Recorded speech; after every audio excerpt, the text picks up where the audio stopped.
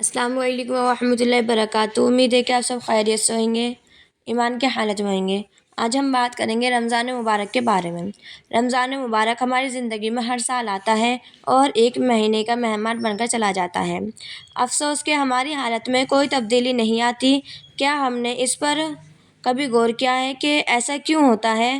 یہ صرف اس لیے ہوتا ہے کہ ہم روزے کی مقصد کو اپنے دل میں نہیں جگاتے اور رمضان مبارک کی فضیلتوں سے بھی انجان رہتے ہیں، جس کی وجہ سے ہم روزے تو رکھتے ہیں چلے جاتے ہیں مگر تقویٰ ہمارے اندر پیدا نہیں ہوتا۔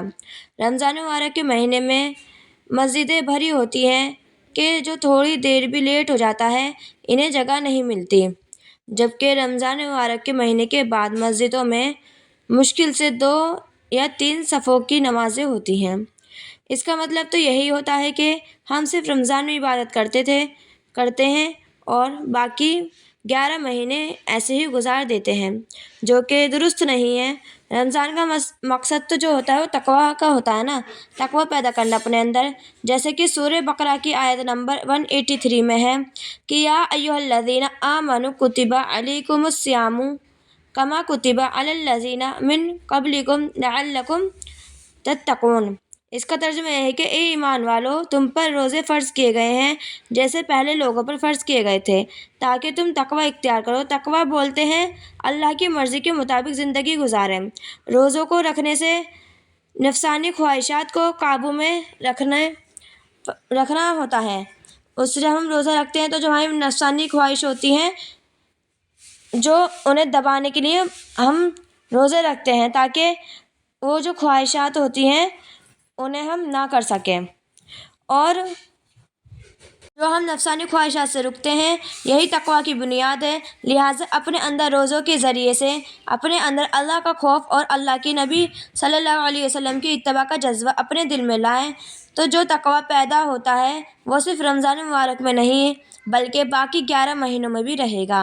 روزوں کو لگاتار رکھنے کے باوجود کسی کی زندگی میں تقویٰ پیدا نہ ہو سکے گا تو ایسے روزے داروں کے سوائے بھوک اور پیاس کے کچھ نہیں ملے گا۔ اللہ کے رسول صلی اللہ علیہ وسلم نے ارشاد فرمایا ہے کہ جس شخص نے ایمان کی حالت میں اور آخر کی نیت روزے رکھے اور اللہ رب العزت کی رضا کے لیے بھی روزے رکھے تو اس کے گناہوں کو معاف کر دیں گے اللہ رب العزت، جو گناہ کر چکا ہے۔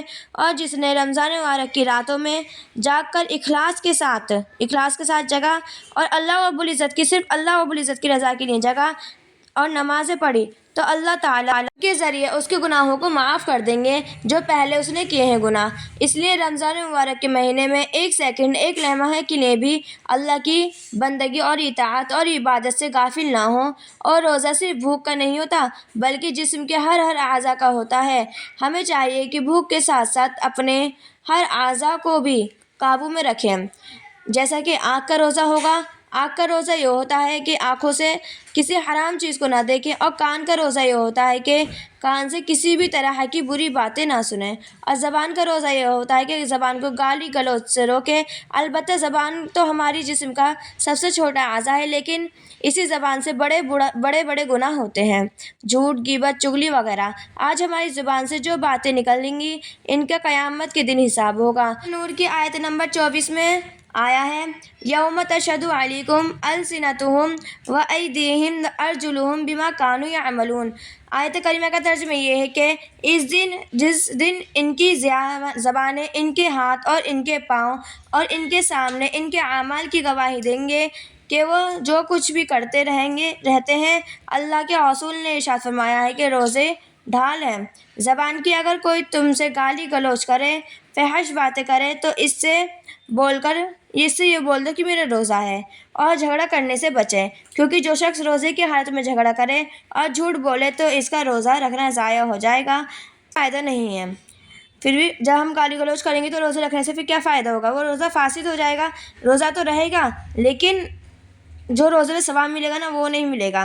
جب وہ شخص یہ سب حرکتیں کرے گا، نیش حرکتیں، ان سب کو چھوڑ دے، البتہ اپنے چھوٹے چھوٹے گناہوں سے بچنے کی کوشش کریں۔ دعاؤں میں یاد رکھیے گا۔ السلام علیکم ورحمۃ اللہ وبرکاتہ۔